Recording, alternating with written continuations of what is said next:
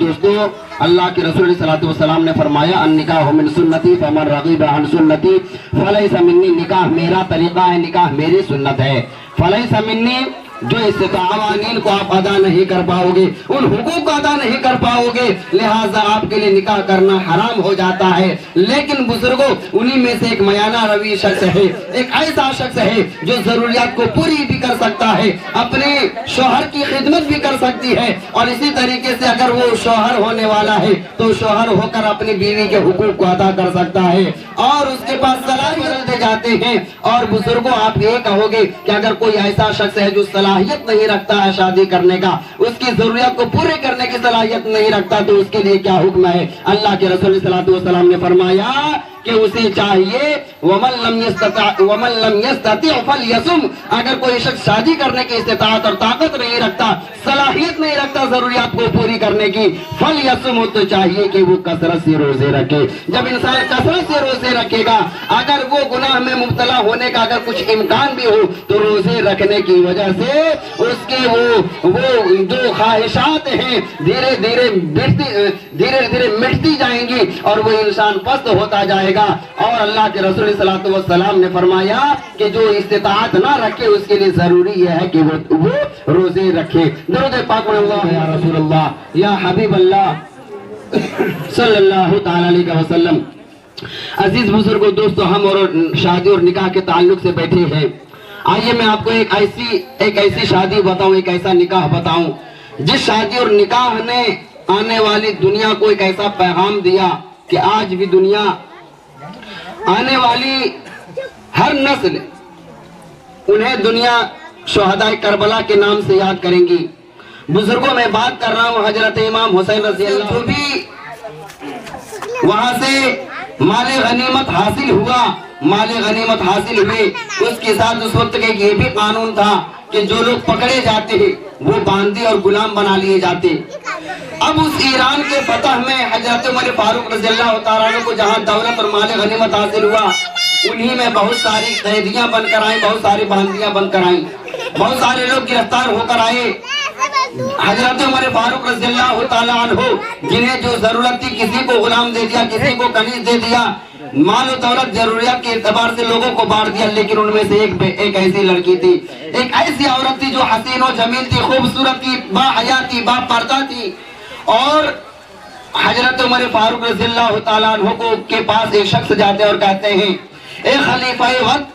آپ نے سارے لوگوں کا حساب لگا دیا، لیکن اس کے اندر ایک ایسی عورت ہے، ایک ایسی باحیا عورت ہے، ایک ایسی پاکیزہ عورت ہے جو اپنے چہرے سے گھونگھٹ کو نہیں اٹھاتی، اور ان کا چہرہ کسی نے نہیں دیکھا، لیکن ہم نے سنا ہے کہ وہ بڑی خوبصورت ہے اور وہ بادشاہ کی بیٹی ہے۔ اور معاملہ یہ ہے کہ جب ان کے پاس بڑے بڑے بادشاہ اور شہزادوں کا پیغام آیا تو اس بیٹی نے، اس عورت نے، اس لڑکی نے اس پیغام کو ٹھکرا دیا کہ میں شادی نہیں کروں گی۔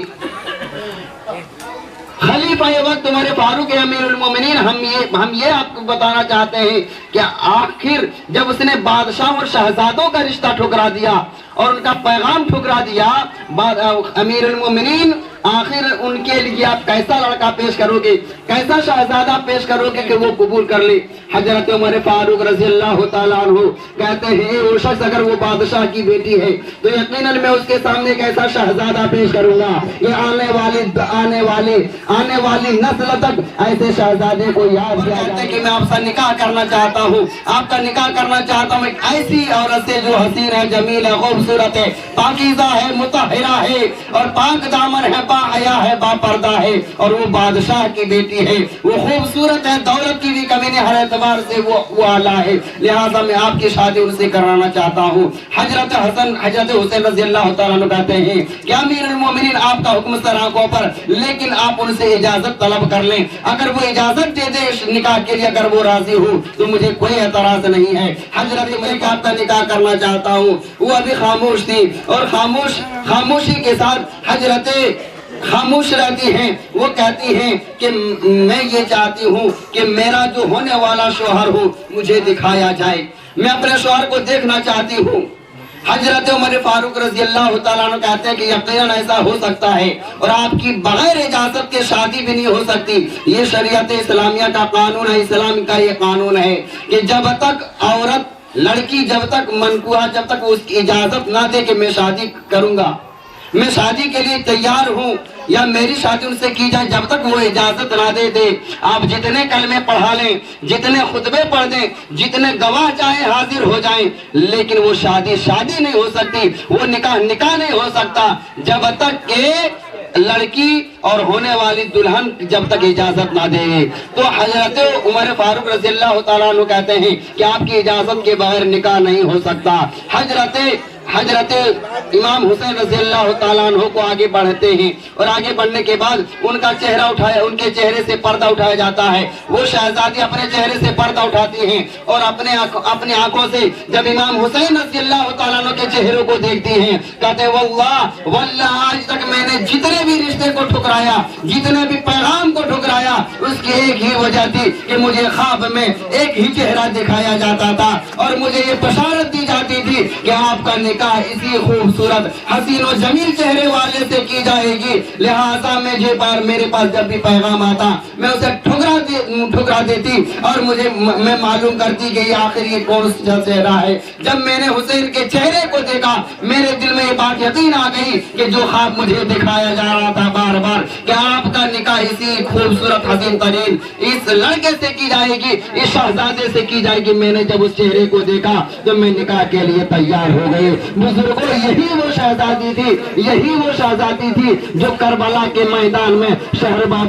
بانو کے نام سے مشہور ہوئی اور شہر بانو نے کربلا کے میدان میں وہ تاریخ پیش کیا کہ حضرت امام حسین رضی اللہ تعالیٰ عنہ جب ایک لاش کو کربلا کے تپتے ہوئے ریت سے اٹھا کر لا رہے تھے، کسی کو کاندھے پر اٹھا کر لا رہے تھے، کسی کو ہاتھوں میں لے کر آ رہے تھے اور ایک ایک کر کے لے آ رہے تھے. اس وقت شہر بانو تھی جو پردے کے دائرے میں رہتے ہوئے پانی لے کر آگے بڑھتی کہ اگر کسی بھی طریقے سے اگر کہیں وہ تھوڑا سا بھی اس بات کی تلاش میں ہوتی تھی کہ مجھے پانی مل جائے اور میں شہدائے کربلا کے منہ میں پانی کا کچھ قطرہ ڈال سکوں، وہ اس بات کی تلاش میں ہوتی تھی. امام حسین جب سواری پر سوار ہو کر اور لڑائی کے لیے آگے بڑھ رہے تھے اس وقت حضرت شہر بانو نے انہیں یہ تسلی دی کہ اے شوہر محترم، اے امام حسین، آپ جائیں اور جانے کے بعد دشمنوں کو تہی تیغ کر کے آئیں. گویا میں آپ کو یہ بتانا چاہتا ہوں کہ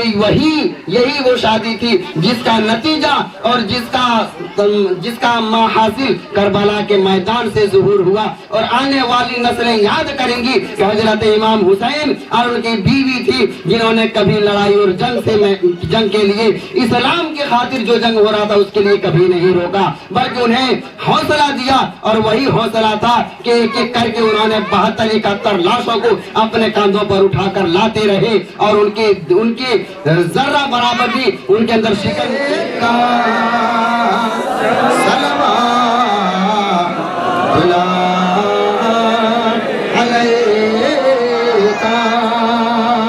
یا حبیب یا رسول اللہ وہ عطا دے تم عطا لو، وہ چاہے تم جو چاہو نہ دے مشکل کشا ہو یا نبی